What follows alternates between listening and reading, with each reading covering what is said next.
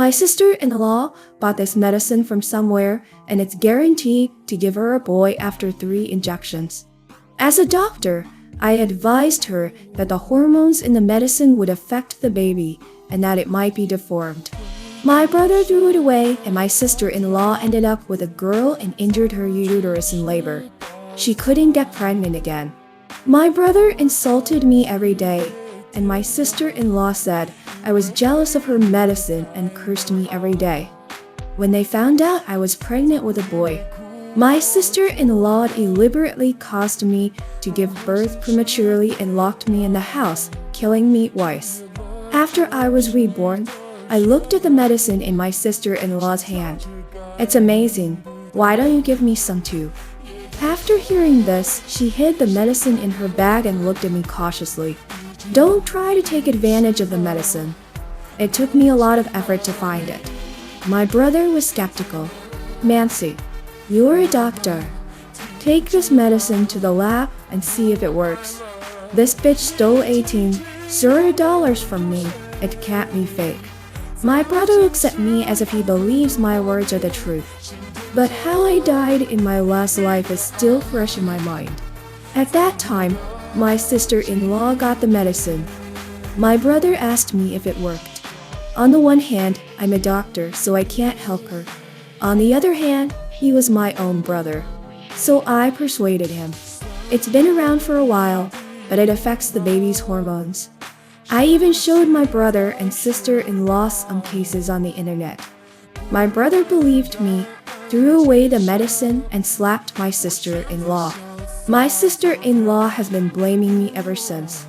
But my niece was born healthy, but my sister-in-law was so traumatized that she couldn't have any more children.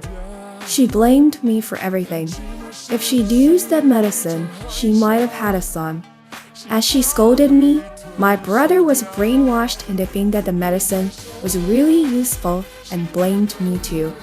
When I got pregnant, my family found out it was a boy. When my sister-in-law found out, she was overwhelmed with jealousy. When I went home to visit my mom, my sister-in-law pushed and shoved me into preterm labor. She locked me in the bedroom. I cried and screamed in the bedroom, begging my mom and my brother to save me. My brother stood by and watched with indifference. And my mom, who I always thought loved me, said, "Nancy, it'll be over in a minute. You can't have this baby. You can't take away our family's luck in having a son. You're a good boy. When you're done, your sister-in-law will definitely have a son." In the end, the 3 of them sat infuriately in the living room, listening to my wailing as it faded. In the end, the baby suffocated and I lost my life. I was born again. When faced with my brother's question, I just smiled. $18 is so expensive. There are some special remedies for giving birth. Maybe there's a reason for the high price. Maybe it's really useful for you. It's up to you to decide what to do with your child. Sister-in-law smiled proudly. Look, even Nancy said it works. You still don't believe me. I corrected her. It might work. She won't listen to me. She's all glowing, thinking about her son coming soon. On the day the baby was born, my sister-in-law called me. She was still in labor and her lips were trembling with pain.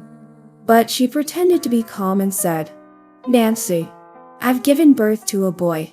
You must prepare a big present. I'm a great credit to your family." I laughed coldly and hung up the phone. Within 2 minutes, my mom called. "Nancy, please come to the hospital. I want to talk to you." I didn't intend to go, but when I heard what she said, I got a little curious. The hospital room is full of joy. My mom, brother, and sister-in-law were all smiles. My sister-in-law even said with a smug expression, "Nancy is here to give us a present." I threw a red packet of $3. When my sister-in-law felt the thickness, her face immediately fell. She was about to say something, but my brother stopped her. Then my mom gave the baby to me. The baby is quite heavy. It looks like it weighs 8 pounds. but his face was different from the one in my previous life. In my last life, my sister-in-law gave birth to a normal girl. Because my family hated the baby, I couldn't bear it, so I took her into my home and raised her, feeding her and sending her to school. She was no different from my own daughter. But in the end, when I was in early labor, I cried and screamed in my room. She was doing her homework in the room next to mine. She couldn't have heard nothing. I pulled back the little quilt wrapped around the baby. My eyes narrowed. There was something about the baby that didn't seem right. They didn't notice. My sister-in-law was lying on the bed, looking at her son with a smug satisfaction on her face. My brother took a step forward. "Nancy, I've talked to Mom. You know I'm busy at work and Mom's health is not good. Your sister-in-law needs someone to take care of her." My brother sighed. "Our family is not well off. We can only ask you to take care of her a little more." My eyes widened. "What do you mean?" My mom also said, "Your brother's finances are tight. You should buy more milk powder for the baby." "No way." I immediately refused. My sister-in-law stood up straight and her eyes were like bronze bells. "Nancy, I gave birth to a boy for your family. How dare you refuse? Are you my ancestor? Do I have to provide for you?" I let out a sneer. My brother didn't look so good. "Nancy, how can you say such a thing? This is your nephew. Shouldn't you be more concerned?" My mom even pinched my hand and wouldn't let me go. "Nancy, if it wasn't for your brother working early to earn money, you wouldn't be where you are today. Your brother is in trouble now. Shouldn't you help him more? Why are you so cruel?" I can't help but laugh. Did my brother go out to work for me? It's obvious that he can't study, so he has to work in society. When I was in graduate school, he had a lot of gambling debts. The debt collectors came to ask me, a student, for money. It's my fault for being so stupid in my past life. I thought of family and helped him all the time. Instead, I ended up in a miserable situation. I shook off my mom's hand and said coldly, "Mom, I'm busy at the hospital. I'm busy at the hospital. I don't have time." My sister-in-law said, "Take a month's vacation." Then why doesn't my brother take a month off? I laughed coldly. This is non-negotiable. "Mom, if you think my brother is financially strapped, then you can just give my brother the allowance I give you every month." Upon hearing this, my mom's face changed and she retracted her hand. But my sister-in-law's eyes lit up. "That's great." My mom gave her a stern look. She didn't say another word. A month later, I returned to the hospital from a business trip. As soon as I arrived at the department, an acquaintance brought me a test report. I quickly read the test results, and it showed an abnormality. The nurse frowned and asked me, "Dr. Nancy, did she take hormone injections before giving birth?" I smiled, "Maybe, I'm not sure." The nurse sighed, picked up the test report and headed out the door. A few hours later, there was a scuffle in the hallway. I didn't intend to join in the fun, but a familiar nurse dragged me over to her. "Dr. Nancy, I think you should come in." As soon as I showed up, my sister-in-law pushed me back so hard I almost fell to the floor. My sister-in-law yelled at the top of her lungs, "I told you not to go for this bullshit checkup. My son is healthy and normal. What kind of bullshit results did you get? Because Nancy gave us a free spot. You think it's really free? How can you jump into the fire? If there's any abnormality in the test, you'll have to be hospitalized." So much money was spent for her to earn a commission. Your own sister is still screwing you over like this. That's disgusting. My sister-in-law cursed my brother and stared at me angrily, as if I'd committed a great crime. My brother and mom, who were panicking, actually thought it made sense. They started to look up the medical report. My brother turned around and left, cursing. "You are all liars. My son is so healthy. What could possibly be wrong with him?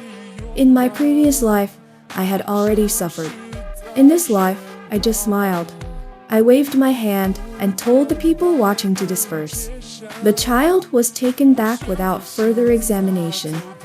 He grew up day by day and looked like a normal human being, until he entered puberty and began to develop. His gender identity became more and more pronounced. Alan was much shorter than other little boys. He was skinny and small and spoke slowly and softly, like a little girl. My sister-in-law says he's quiet. She says quiet boys get good grades. But as far as I know, Alan's grades in his class were just below average. In my last life, I learned that he was a girl who didn't do well. I went to great lengths to help him with his lessons. His grades improved by leaps and bounds. In this life, I don't even get to see him in private. Whenever he saw me, he would only call me Auntie. I often just say yes inferiorly. She looks timid, very different from a boy. But my sister-in-law didn't think so. For a few years, she was very proud of herself. Until one year, Ellen suddenly came home from school crying and sobbing and asked my sister-in-law, "Mom, am I a boy or a girl?" She found out that Ellen had her period. She was scared out of her wits, and when she saw me looking at Alan with a smile on my face, she slapped him across the face. "What are you talking about?" Alan sobbed. "They say girls only get their periods." My sister-in-law was trembling like an autumn leaf in the cold wind. Ignoring Alan's shame and struggle, she squeezed Alan's arm and pulled down his pants. Alan's thin legs were blown by the cold wind, but his sister-in-law let out a scream. "Oh my God, did you hurt yourself in a fight?" She grabbed Alan by the arm and ran out of the house. Ellen cried as she ran after her. He tried to lift up his pants clumsily. As soon as he stepped outside, he saw several children squatting in front of his house. When they saw him, they jumped up and started making faces. "It's Alan, the misogynist." When she heard what they were singing, she shivered and picked up a broom and threw it at them. The kids screamed and ran away. That's when she remembered me. "Nancy, are you nuts? Why are you still standing there? Why don't you take Alan to the hospital?" I took a sip of tea calmly. "Sister-in-law, didn't you say that hospitals are pits of fire?" My wife's face turned red and white. She couldn't say a word for a long time. When Alan's test results came out, my brother smoked a whole carton of cigarettes. My mom sat in a chair and wept silently. Only my sister-in-law refused to believe the truth. "How can this be? How can this be? Nancy, tell me the truth. Is this another story made up by your hospital to cheat me out of my money?" The nurse was impatient. "I told you when you came for the checkup back then. The results were faulty. You don't believe me. If we had intervened earlier, we might have been able to control it. What about now?" The nurse shrugged off her hand impatiently. "The chances of that are slim. But it's not impossible. With the internet nowadays, you can search on the internet, there are cases." When she said that, my brother suddenly dropped his cigarettes. He rushed over and slapped his sister-in-law. "You bitch. It's written on the internet that it's because of hormone abuse during pregnancy." My brother went crazy with anger. He knocked her to the ground, moaning in pain. He was so angry, his chest was heaving. But the doctor said she could still recover from the surgery.